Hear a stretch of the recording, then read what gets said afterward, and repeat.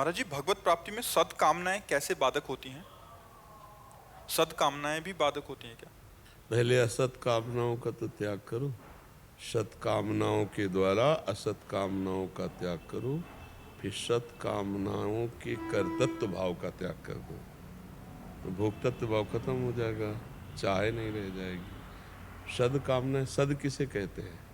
तुमने सद को क्या जाना? अच्छी कामनाएं जान। नहीं तो अच्छी कामनाओं में यहाँ संसार में सद क्या है? जैसे भगवत कामनाएं।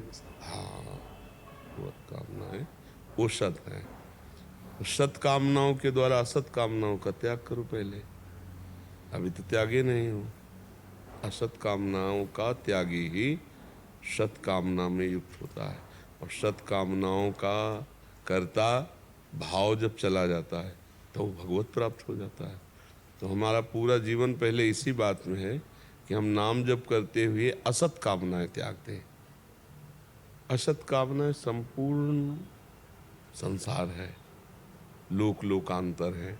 आ ब्रह्म स्तंभ पर्यंतम सर्वम मायामयम जगत सत्यम सत्यम पुनः सत्यम हरिर नामैव केवलम। केवल भगवान का नाम, भगवान का धाम, भगवान की लीला कथा, ये सत्य है। और जगत में जितनी कामनाएं की जाती है सब असत है।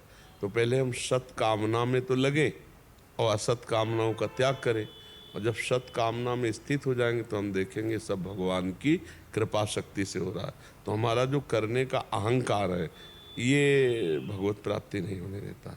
तो ये अहंकार जो है, कर्तृत्वाभिमान जो है, ये नष्ट हो जाता है सत क्रियाएं करके। जब हम भजन करते हैं, दूसरों का हित करते हैं, भगवान की सेवा की भावना से समाज सेवा करते हैं और भगवान की लीला कथा सुनते हैं, तो हृदय पवित्र हो जाता है।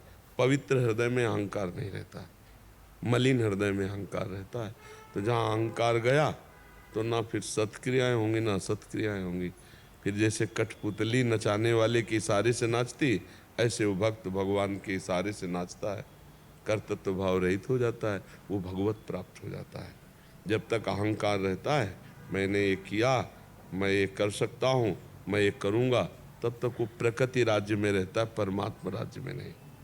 आप देखो ना, आप देखो प्रकृति राज्य में ही तो शरीर भाव से ही सब, परमात्मा राज्य में प्रवेश पाने के लिए देहाभिमान गलित होता है। देह भाव बहुत सुदृढ़ हो गया है। ये मैं स्त्री हूँ, मैं पुरुष हूँ, बहुत सुदृढ़। इसीलिए संसार सत्य लग रहा है और हम इसी में समेटने में पूरा जीवन बर्बाद कर देते हैं। रुपया पैसा पद प्रतिष्ठा और भगवान का भजन किया नहीं और शरीर छूटा, सब यही रह गया। फिर कौन सी योनि में जाएंगे कुछ परिणाम का पता नहीं। जब एक देवराज इंद्र की पदवी पर बैठा हुआ महाराजा नहुष अजगर की योनि को जा सकता है, तो फिर अपने लोग तो बहुत ही नीचे। फिर इस यात्रा में मनुष्य शरीर, तुम्हें एक गाड़ी मिली, तुम हो नहीं है। अगर भगवान की प्राप्ति नहीं की तो और गाड़ियां हैं नीची योनि की, 83,99,999 योनियां भोगना पड़ेगा। अवश्य में भोक्तव्यम कृतम कर्म शुभाशुभम। ये मोक्ष प्राप्ति के लिए, भगवत प्राप्ति के लिए मानव देह मिला है।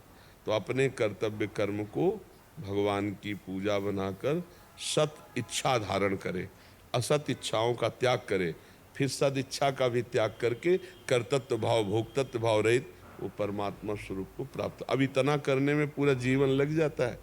तो खूब चलो अच्छे भाव से, कोई नशा न करो, पराई माता बहनों की तरफ गंदी दृष्टि मत करो, मोबाइल से गंदी बातें मत देखो, तो अभी जीवन सुधरने लगेगा। और गंदी बातें करोगे तो हमारी बातें समझ में नहीं आएगी। मलिन बुद्धि वाले को आध्यात्मिक की बातें समझ में नहीं आती। समझ पा रहे हो हमारी बात जी?